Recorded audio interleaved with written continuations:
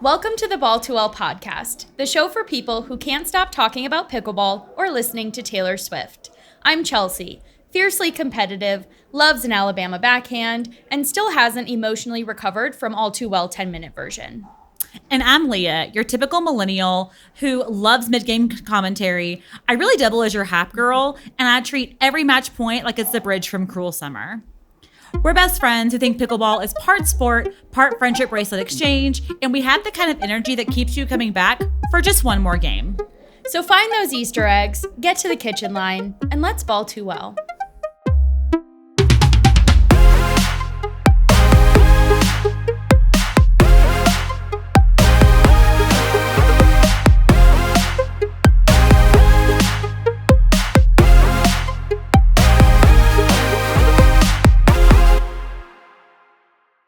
Okay, episode 10. We're double digits. That's huge. We're almost teenagers. Almost. This is so exciting. I can't believe we've done this. Same.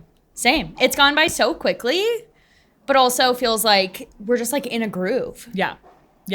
Earlier today I got here and Ashley looked at me and she's like, "What are you doing here?" And I said, "It's Monday." It's Monday. We pod on Monday. We're going to the pod studio. Yeah. And she's like, "I feel like you podcast every day." And I said, "Oh, we stay yapping." And she said, "What'd you say?" Just because the mics aren't always on doesn't mean we're not Listen, still yapping. Honestly, I think some of our best commentary is whenever the mics are unfortunately tucked away in a locker. Yeah. We should just have hot mics all the time. All the time? Yeah. It's a lot to go through, but I'd probably get in trouble. Yeah. It's okay. That's okay. It's okay. What a week. What a week. So yes. we missed everyone last week, but we needed a little breaky break. Yeah. So we are going to step right into this week in pickleball. Let's talk about it. I was admittedly shocked that there was pickleball this weekend. I found out yesterday. Yeah, as it was like in the middle of the finals. Almost over, yeah. Yeah. Mm-hmm. I just don't watch a lot of singles. No. So for those who also were on the same planet as us and missed it, there was the inaugural Lifetime Open. So it was the very first one. But they were calling it the Ultimate Singles Pickleball Tournament, which is probably why I didn't know about it. Is it? Are there others? Not that I'm aware of. At least not like on TV. Yeah. But it was a 128 person qualifier. And what I'm surprised I didn't know about was that it was a cash prize. Usually it's points people play for, right? Mm-hmm. But this was, there was like $250,000 or $100,000 given away or something like that. Yeah. But there's a $50,000 grand prize. Very cool. That's so cool. Yeah. So I wonder how we'd play if there was a $50,000 prize. I mean, we played pretty hard for a $50 gift card. That's true. Know. Yeah. No harder because we play the best that we can every time, Ashley. Mm-hmm. Every time. We have a league after this. We do. We're doing a makeup game. I'm already hot. Yeah. But it's because it's fucking cardigan. Okay, that's fine. It's fine. So back to the singles tournament. So Leah Jansen ended up beating Paris Todd. Out of 4 games, she won 3 and had 1 loss. And so she took home that $50K. Yeah. And it was close until like the very end. Yeah. And I went back and watched like the majority of the games. Mm-hmm. Leah was just like on one. Yeah. She kept getting technical warnings for profanity. And I was like, oh, that's a thing? Don't tell Jeff or Ashley. No. Actually, tell them. Tell Jeff. Jeff needs to know. So I thought that was a little bit comical, admittedly. Yeah. I don't know. I thought it was just funny to watch. I mean, she's a little unhinged. And so I'm sure like the fact that she didn't have a partner she had to also worry about. She could just be fully herself. And just like do whatever she wanted and end up working out for her. So in the post-game interview, she said that she felt like she got her groove back. Yeah. Which I was really happy for. I mean, I know that she is a difficult person to like if you don't know her personally, I'm sure. Like I have a lot of pickleball friends. Like I don't love watching her. I like her. Mm-hmm. So I was happy to see that. Yeah. Because I feel like she's one of the ones that got me into watching pickleball on TV. Yeah. But then she's playing against our girl, Paris. I know. And I mean, they're MLP partners. Yeah. So I'm sure that was also really difficult to play against someone that you it just adds probably love. Yeah, a whole other level to it. And you also kind of know how they play. Yes. And so like taking that into account in terms of strategy, like that person knows your shots and how you like to play. So there's just like more levels to it, which is kind of cool. But also I'm sure it just adds more stress as well. I would say, going back to our only tournament experience, we're just going to keep talking about the one and only tournament we've done. Yeah. Honestly, I felt more prepared and like more confident playing people we didn't know. Yeah, same. Because I didn't have it like in the back of my mind. Because like we played Anita, we played Emily, we knew how they played, but like everybody else we didn't know. So we kind of just like didn't have to think about them and just thought about us. Right. Yeah, I agree. Yeah, I mean, that would be a lot of anxiety in my brain. And then there was men's as well. There was. So, yeah. So, again, Chris Haworth, which we talked about last time, getting his very first win in the PPA, he ended up coming through and winning again against Staksrud in 5 games. Yeah. That was tough. They were tired. I mean, I was tired for them. So 5 games. Chris ended up winning 3 and had 2 losses. So, yeah, it was a lot. They were running all over the place. I mean, one singles game would be a lot. No. I've tried to play skinny singles and I'm out of breath after 3 hits. I can't imagine playing 5 games after, playing the whole tournament. Well, singles. And they also played semifinals that morning and then finals in the afternoon. I was like, hello? So much. Can we get a break? So much singles. Yeah. No, that was a lot. A lot. For that many people. It was, yeah. I mean, it was impressive, admittedly. But that was kind of it. I think that's the weird part of like only being a singles tournament. Like, what else do you talk about? Right. There was nothing else. No. But good job, everybody. Yeah, great job. Impressive playing. Paris looked great. I love her little outfit. She always does. I know. I love her. I love her. Okay. That's it for pickleball. Let's go into our main topic for the week. And that is, if you can't tell, fearless breakdown and discussion. Listen, this cardigan. This dress. I'm freezing. I literally have goosebumps. I would easily give you this cardigan right now. We should have swapped. We should have. This is the itchiest thing I've ever worn. Yeah. I'll also never forget, never went live. I panic buy a lot of cardigans because I don't understand what's happening. So I just purchase. I remember sending it to Chelsea and I was like, this is your cardigan. And then it came in. And you said, I wouldn't do that to you. I would never do this to you. I remember sending the picture to you and Jenny and you both being like, what happened? I screamed. I was like, surely there's been a mistake. Yeah. No, it's not great. It's a color. It is a color. And what's funny is I've never once worn it. I just folded it like like it taught me on TikTok. I've had to fold your cardigans. So I folded it. I put it on the hanger. It's been sitting in the back of the closet ever since. And I wore it in here. And Shelby was like, I love that cardigan. Oh. And I looked around and I said, surely you're not talking to me. There's no way it's this me. Cardigan? This cardigan? It's questionable. Well, it's fine. I'm going to get my hands on that. It's official merch. Speaking of official merch, my t-shirt came. Oh, uh-huh. Yeah, how is that? It came in the mail and I opened it and it is a t-shirt. So that's so exciting. Taylor, I need different merch. Please. I put it on and I said, who doesn't need another sleep shirt? Yeah. I'll put it with my 50 other sleep shirts. Yeah. This is so great. I thought it was going to be cropped. It ended up being too long somehow. It's a dress. And one thing that Ethan and I have been talking about, which I really don't understand, is t-shirts now are just like boxy on purpose. I don't understand and the sleeves go it. Past my elbows. I know. And I paid a lot of money for these tattoos. A lot. Yeah. No, you cannot see almost any of them. But this t-shirt I bought, it's supposed to be a cropped tee and it's long and the sleeves go past my elbows. And I was like, well, I don't even know if sizing down would have helped. I understand it says oversized. Don't come for me. But it's more than oversized. And the shape is very odd on this body. Yeah. But that's okay. I think it's interesting because normally if we look at like past drops, the cardigan usually isn't it. The cardigan comes in and everyone's like, well, I have the cardigan and I can check it off my list. Sure. And then we all like wait for the other merch about whatever else comes in. Like my Tortured Poets department merch, loved it. Yeah. Was super into it. All of our Eras Tour merch, incredible. Love. Ethan just bought another one. Oh, he said, I got to have a third. But with The Life of a Showgirl, the cardigans came in. I tried it on. I was like, I got to just try. Yeah. It's so comfortable. It's not itchy at all. It is the perfect size. And I just like stood in front of Cassidy and I said, this can't be the same cardigan person that did this. It just can't be.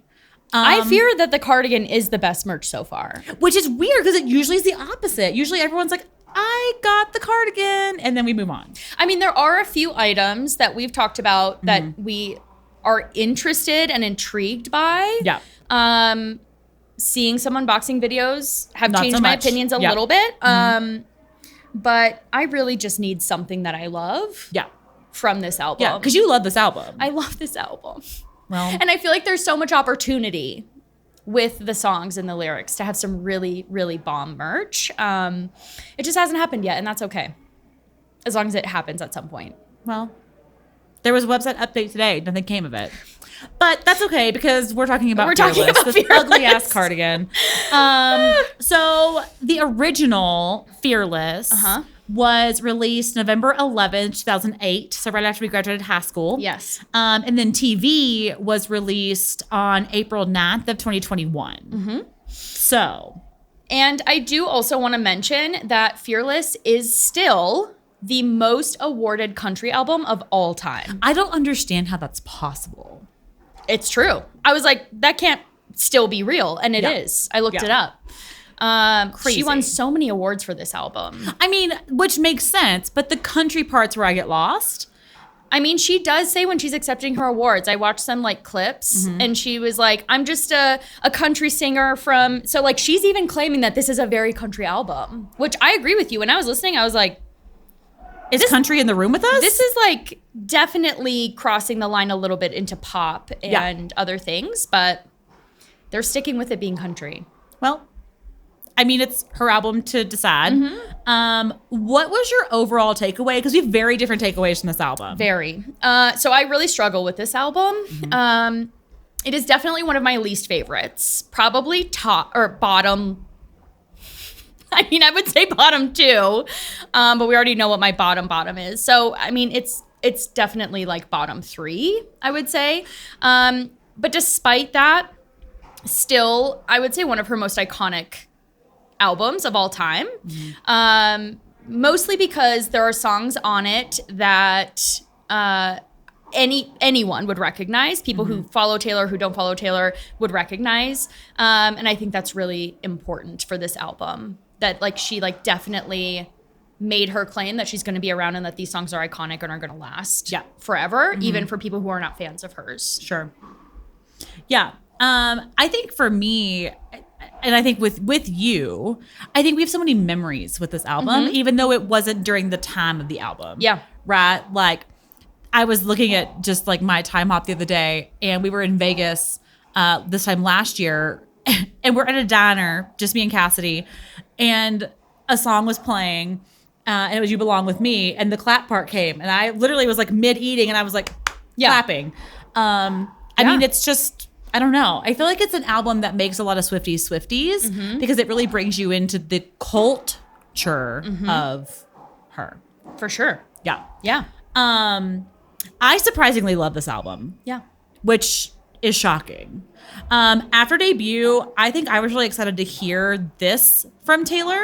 I think it's an album that really like threw her into the pop world. I still don't know how this is considered a country album. But I do feel like this is an album that she made for her. I hate to say that it's a selfish album, but a little bit. Like she wrote about what she wanted to write about. And she has a right to. 100%. And so it reminds me a lot of The Life of a Showgirl. I think it's a very selfish album as well. Sure. Like it's about what she's going through, not about like what's popular or what's trending or like what kind of songs are hitting right now. Yeah. She made Fearless for herself. And I love that. Yeah. Truly, I love it. It's the same thing with like Life of a Showgirl. Even though I don't really like resonate with a lot of the songs on either album, she made it for her. Yeah. Which I think is incredible. You can tell she was writing those songs for herself. Yeah, 100%. It was like her and her friends like in the little room talking about all these things. Like I just thought it was such a cool You wrote down storytelling. So, Yeah. but yeah. Yeah. No. So yeah, going off of that, I would say that this is like peak storytelling Taylor. 100%. So many of the songs are literally like, we start here, then this happened, then this happened, like fully just telling a story, which I appreciate about Taylor. Another thing I really, really, really appreciate is how she will connect things later on in life. So this album, the first Abigail mention, which she also mentions in The Life of a Showgirl. I got chills. So cool how she does And this that. hot ass cardigan. Somehow. That's the magic of Taylor. But like to have those little nuggets that like at the time obviously like mean nothing to any of us. Like, okay, your friend Abigail, whatever that means. And then like later down the road, like still tying and connecting things in. I think people who have been with Taylor the whole time probably appreciate that more than anything. Right. And then folks like myself who haven't necessarily been with her from the beginning, like I knew of her, but I was not listening to her albums in depth and dissecting things. Like finding that and seeing how impactful that is for people is really cool. Yeah. So I just appreciate that about her in this album. And then another little like fun invisible string is the lyric, "In your life, you'll do things greater than dating the boy on the football team." Will you? Will you? And now she's engaged to a boy on the football team. It's just like so cool how things in life work out. And those are a few little things that I really just appreciate about the album, even if the songs aren't necessarily the ones that I'm putting on when I get in the vehicle. Yeah, which is fair. Yeah. I have just an entire Spotify playlist of every Taylor Swift song ever made. OG and TV. So Fearless is a very long album. We know. So I get a lot of Fearless in that. So it never fails if I'm like in the car and playing it. Fearless will come up at some point. Sure. I also feel like it's where like mine and Cassidy's world collide as far as Taylor goes, because he's such a debut girly. We're able to kind of get down a little bit. That's so cute. Yeah. So obviously we've talked about this before with debut. Whenever the album first came out, like where were you? What did you think about the album as it came out? So I was starting my first year of undergrad in college. And just like debut, this was not in my rotation of music. Yeah. Was I hearing these songs on Y94? Yes. But were they songs that I was like looking for? Absolutely not. Sure. I was still very much into my emo phase. I was getting more into like pop and hip hop, Bleeding Love, Just Dance, Lady Gaga, Single Ladies. These all came out the same year. Sure. And so those are what I was like blasting and dancing to in college. And yeah, it just wasn't, like I said, it wasn't really my album. But I was very, very aware. This is the album that Kanye took the mic from her. And I was very aware when that happened. Yup. And I was very much like, what the fuck is happening? And very upset about that. So I was on her side, even if her music wasn't really my jam necessarily. Listen, Chelsea's a girl's girl. It's one of my favorite things about her. It's true. Listen, show me a man. No, don't. And then don't show me that man, because just don't. Just don't do it. Actually. Just don't do it. Yeah. What about you? What did you think about it? So I had just graduated high school. I didn't go to college. I went to cosmetology school. But I just remember I was excited about it because it was a step away from debut. Yeah. And like a lot of the girls I grew up with were really upset about it. They were like, oh, it's just not. And I was like, oh, what is it then? Like, oh, people that I grew up with hate something, I'm gonna love that. Yeah. So yeah, I mean, I was still like very much in my emo phase. I mean, I still am. I wasn't listening to it. Like I listened to Love Story, I listened to Fearless, like I listened to the hits that were like again on the radio. Yeah. Things along those lines. But yeah, I definitely wasn't like seeking it out on Napster or whatever the hell we were listening to at that point in time in our lives. Right. Yeah, it was not in my rotation. Yeah. Yeah, so it just wasn't for me. And then we mentioned that Fearless TV came out in 2021. So what are your thoughts about the re-record? What do you like or not like, or what did you notice with the re-record? I loved the re-record. So I've listened to both just to kind of like get an idea. But I think it brought the best of this time of her professional career and her life to the spotlight. Right. I think it really showed like where her track vaults were just so incredible. Her voice was so mature. Yeah. And honestly, it gives me hope for debut Because if I listen to like Fearless and then listen to Fearless TV, I'm like, oh, I really like this. So I'm hopeful that maybe it'll turn some of us for debut. But yeah, I think in 2021, Taylor was just at a point in her life, like Evermore and Folklore had just come out. It kind of brought her into like a different light from that. Yeah. But still very storytelling-esque. For sure. So I really enjoyed the re-record. Yeah. Yeah. What about you? Did you have any thoughts about it? I mean, my biggest thought is that it's like so freaking long. It is long. 26 songs. Sign me up. Listen, Torture Poets Department dropped second fucking part. Let's go. Okay. And I don't have a problem with a lot of songs. When I like them. So I will say, I agree with you. The maturity in her voice, comparing it to the OG, I love how she sounds on this album, on the re-record. And I agree, the vault tracks. Incredible. Some of them are better than a lot of the OG songs, in my opinion. Yeah. Like Mr. Perfectly Fine, I don't understand how that wasn't included. I don't get it. It's one of my favorite songs on the whole album. Yeah, I think it was more specific in calling out in that moment. And I think that she was still trying to like please the industry while also being true to herself. Fair. And so I could totally see that one being cut, you know? But no, it was incredible. And the minute it came out on re-release, I was like, hell yes. Right? Let's go. I know. No, I loved it. Loved it. What are some of your favorite songs on the album? So if I had to pick a favorite song, it would be Forever and Always. I don't know. I just love that song. Yeah. It's a song I find myself just like randomly singing throughout the day. So I really like that. Of course, like there are the cult, you know, You Belong With Me, Love Story, Fearless. I also really, really like, what is it? Let me go find it. That's When with Keith Urban, of all things. That is a fun song. Yeah. Hi, Anna. Oh. So yeah, what about you? So I would say Mr. Perfectly Fine or Fearless. Yeah, no, I love Fearless which is just like so classic, so fun. I love that song. Yeah. No, it just makes me cry.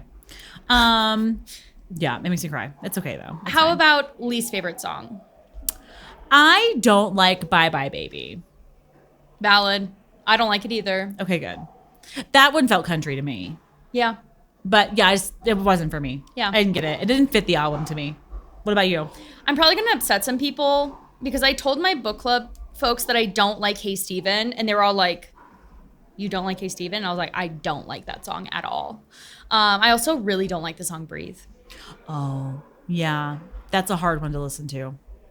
Just not for me. No, I get that. I get that. I really do. I understand what you're saying. I get it.